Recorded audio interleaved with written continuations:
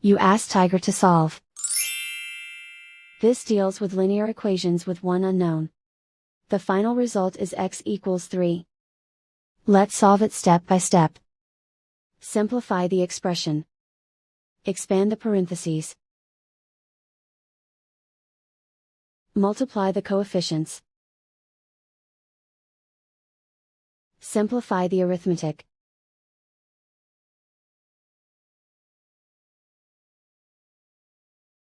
Group all constants on the right side of the equation. Add 12 to both sides. Simplify the arithmetic.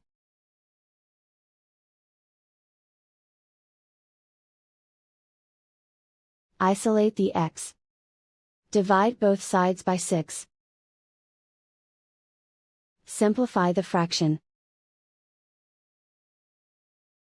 Find the greatest common factor of the numerator and denominator. Factor out and cancel the greatest common factor. And so the final result is x equals 3.